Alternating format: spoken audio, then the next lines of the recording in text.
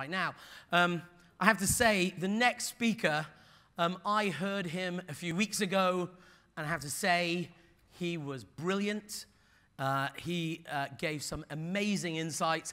I have no doubt that he is going to do the same this afternoon, deliver those amazing insights. Because quite frankly, Edwin, if you don't, we're never going to invite you back here again. No, we are. We're always going to invite you. Ladies and gentlemen, please join me in giving a very warm French welcome, French chamber welcome to Edwin Keh. Thank you. Cheers, Edwin. So if we all begin by lowering our expectations, we'll have a great 15 minutes together. So good afternoon. I run something called the Research Institute for Textile and Apparel. We are a not-for-profit organization. So good news, I have nothing to sell to anybody here. And I want to talk a little bit about sourcing office, which is a strange topic for somebody who doesn't run a sourcing office to talk about. But once upon a time, I did that for a living as well. So let me begin by saying this. It's our fault. It's our fault. If you don't hear anything else from me this afternoon, just remember that. Sometimes, some mornings, when you walk into your buying office, do you feel like your operation looks something like this? You know, something is wrong, right? And we know it shouldn't be like this, but this is kind of sort of where sometimes our teams are operating. And sometimes when you are in the middle of these email wars, and when you are in the middle of these trying to do a trilingual refereeing of who did what when, you feel like this sometimes, right? You are just trying to hold everything together. You're trying to cross chasms, cultures, and explain things to other people. And it shouldn't be like that. Sourcing shouldn't be like that. Certainly shouldn't be like that today, and it shouldn't be like that tomorrow.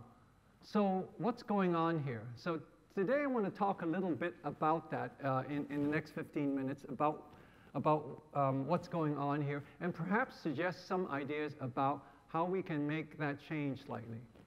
So what is happening? Maybe these three things. Our world has changed. We have the wrong teams. And when we say we have the wrong teams, let's include all of ourselves as part of that team. It's not somebody else out there. We may be part of the problem. And then thirdly, we're probably suboptimal. So let's start there as probably the three challenges that we face. And perhaps, if I can get this thing to move again. It doesn't work anymore. And perhaps if we then look at possible solutions to my PowerPoint presentation, we can see that there may be some, there we go. So maybe these are the things that we can do about it. That maybe we need a paradigm shift, or we need to shift our paradigm. We have to face our people problem, and then we have to determine where we create value. So the market has changed. This is what the market has changed, retailing has changed, and as a result of which sourcing has changed. So those are the big changes that are around us, right? The market has changed because all these non-traditional competition we have. You know, last year, it wasn't LG or Samsung that was the problem for Apple. It was all these brands called Huawei, Oppo, and Vivo. And unless you're from China or you live in China, you really don't know who these people are. But these are the people who are taking market share. Apple knows how to compete with Samsung and LG. Apple doesn't know how to compete with these guys. And that's the challenge. Our challenge is that H&M sells shoes and bags. And everybody is selling active and sporting goods. And all of a sudden, everybody has accessories in their line. So all these erosion of more specialized lines of product and brands and extension of brands are the challenges that we're up against. We're up against brands like Uniqlo that we never had to compete with before. So we have this globalized, non-traditional competition that's going on. And then consumers. Consumers now want all sorts of things, but basically our challenge is that, look, if all of us today in this room don't buy another piece of clothing for the rest of our lives, none of us will freeze to death this winter. And that's the challenge with our consumers as well. There's no need for anybody to buy more clothes. So for them, purchasing clothes has to come with meaning and purpose, and they want transparency. They want to know that they're doing good with their acquisition, and that everything has to line up with their values and their lifestyle. Because they want this to be an integral part of their life. And so not only do they want good clothes, they want clothes that make sense for them. And we have to provide all this non-tangible things for them. So the world and the marketplace has changed for us. It's kind of hard to source those types of things, right? Retailing has changed. So apologies to Mick Jagger and the Rolling Stones, you can always get what you want. If you can't get it at our friends at Amazon, Alibaba will provide it for you. You can get it online, you can get it on your phone, you can get it in multiple ways. So retailing has become this different animal that we have to deal with, and that impacts our supply chain as well. Sourcing has changed as a result. Yesterday, remember that guy who is always talking about his terrible, exciting adventures somewhere in some third world country that he's just discovered, living in this terrible hotel, eating strange, exotic things, and that guy who tells you these stories and then can't wait to get on the next exotic adventure. That was the sourcing guy, the pioneer who was discovering undiscovered countries and things like that. Today, we have the traveling circus that we're all part of. China's too expensive, don't worry, there's Indonesia. Indonesia doesn't work out, there's Vietnam, Cambodia, Laos, Ethiopia. You know, name a new third world country, we'll find it for you. In the future, we probably need partnerships. More than anything else, we'll need partnerships. And the reason for that is that the world that we operate in has also changed. Catherine was here this morning from Crystal. This is, I wish she was still here. So this is from her, the Crystal's listing document from last November. So here it says the about to be listed portion of Crystal is about $1.7 billion US at FOB. And this doesn't include all the other stuff that they hold. And let's call that another $500 million. So at first, as FOB, let's call that about $2.5 billion. $5 billion at wholesale, $10 billion at retail. Crystal is bigger than most of their customers. When we go and talk with Catherine at Crystal, we should have this picture in our mind.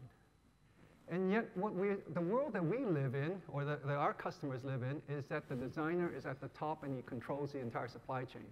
That hasn't been true for the last 10 years. We just haven't noticed it. Catherine is in charge. I'm glad she's not here, I guess. She would be offended with that picture of her. But that's the new supply chain that we're in. You know, my father ran a factory, and he told me the difference between 70s, 80s, and the 90s. 70s, I go to the airport, my dad says, I go to the airport, pick up my customer, carry his luggage, take him to his hotel, sit around the lobby the next 3 days, and hope he gives me an order. In the 80s, I meet my customer for lunch at the lobby of his hotel, and then we talk about placing orders. 90s, my customer comes to my factory, and we talk about capacity that I might leave for him to place some orders. That power shift has changed. We just haven't noticed that this is what's been going on. And yet, this is where we get into the people side. If we look at the people that we're recruiting for our offices, that hasn't changed. I went online in preparation for this, just for me to think about what is going on, and looked at all the want ads for merchandisers, merchandise managers, senior merchandisers, and things like that. And, you know, I could pull that ad, and I look at ads from 20 years ago, it's kind of sort of still looks the same. These ads still want things like this. Some merchant has to be a team player, technical knowledge, and fluent in English, right? So let me translate what those mean for us. A team player, somebody who takes instructions well from unreasonable buyers. Technical knowledge means he is lots of theory, but certainly isn't good enough to work in a factory. And fluent in English is he talks like us. You know, my biggest advantage when I worked in a sourcing office is I sound like one of them, right? So I can talk football with people. we are hiring people who are not good enough to work in factories and who won't talk back to our customers. And don't forget that picture of Catherine again. Right? So we are hiring either people who are not equipped or can't do the job that we're asking them to do in the world that we're in today, and certainly in the world in the market we're going to be in tomorrow. Last year was a terrible year for retail. It's part of our fault as well, because we certainly didn't help what was going on. So probably we're suboptimal. We're not supporting and helping this get better. So it's our fault as well that this is happening. So how do we solve these problems? So a couple of things: shift paradigms, and I talk about the people problem, and talk about where do we fit in, right? So a paradigm shift really is talking about filters and beliefs. This is a part of which is a work in progress. I'm still thinking about through this, so bear with me. A couple of years ago, I did some research around making better decisions as organizations, as multinationals. And I thought a lot about filters and beliefs. Filters are things that we decide what is important, what isn't important, what do I take notice of, what don't I take notice of. And that's important because we have so much data and so many things in our world that we have to have proper filters so that we can be clear and have shorthands in how we think the world. Beliefs are what we think how realities work. And we all have beliefs, right? If you are a superstitious person, you have a bad quarter, you go order more goldfish and get the feng shui guy in to move your furniture around. That's how you solve the problem. So beliefs determine what action we take, right? It's how we make sense of the world. All of us have it. One of the things that I came up in my research, which should have been obvious, is that our beliefs are the most stubborn things that we hang on to. We will bend reality to make sure that they make sense with how we believe the world operates. And it is the last thing we change. What do we believe about sourcing and how the sourcing world should operate also dictates how we manage our business. And the analogy I make is that today, if you want to go see Hong Kong and you get a map from the concierge downstairs and you walk out in the street with the best, most detailed, most current map of Shanghai, every turn you make will be wrong. Not the map's fault. We're just using the wrong tool. So are we using the wrong tool when we're managing our sourcing organization? That's the paradigm shift that we have to think about, because that determines every decision that we make. It's easy to get data. We're inundated with data. The challenge with data is how does that inform our theory? How does that inform us about the causality and the correlation of the things that we see? What type of analysis do we do with that data? That's the thing that we don't spend a lot of time on. And that's the other challenge for our people as well. Once upon a time, this was an industry for artists, for people who get a sense of what fashion is, who have good taste level. Going forward, this is an industry for scientists. We need to understand automation. We need to understand data analytics. We need to be quite quantitative. Those are the people that we need. Look at the investments that everybody is making into gathering even more data in the next 5, 6 years. There's a tsunami of data coming at us. We need to figure out how we can do something with all of that. So this is a picture I took about 5 years ago in Shanghai on an e-commerce site called Yihaodian, which is now then sold to Walmart, then sold now a division of JD.com. So this is their conference room, and on the wall there are all this real-time data of what is happening in the supply chain. And this group, when they are sitting around looking at this information, make real-time decisions. When something is selling well, they make decisions like, well, let's add 5% to the price and see what happens. When something isn't selling well, let's do a special. Let's bundle something with it and see what happens. When they're running low on stock, where are we going to pull things? Which warehouse are we going to pull things from? Real-time, taking action and doing something with the information and having the transparency at the point of sale to what the information is, and at the point of manufacturing, knowing what we can and can't do. That's the critical tool that we're all going to have real soon The challenge is what are we going to do with it? How are we going to behave when we see stuff like that? And how do we act based on those information? And then sort of the buzzword is predictive analytics, right? And that really is making some guesses, some better educated guesses with the information that we have. And then we'll talk a little bit about the people side, right? So we know we have a problem with people. Let's assume that we have a problem with people. The challenge then is, how do we solve that? Well, there's only two solutions with people problems. You have a training challenge, or you have a recruiting challenge. The key difference is this. If you have a training problem and you try to solve it with a recruiting solution, you will discourage your entire team. If you have a recruiting challenge that you try to solve by implementing a training solution, you're wasting money. So what we have to do as leaders is to decide what type of problem we have and then how we are going to solve that problem.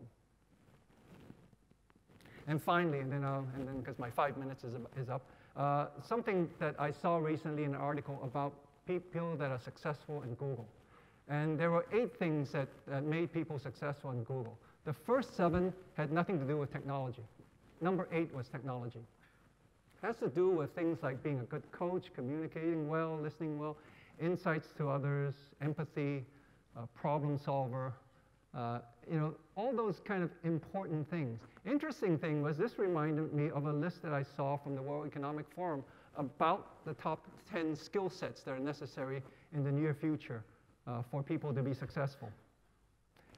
And they're kind of sort of the same list, right? Complex problem solving, people management, critical thinking, negotiation, and all that.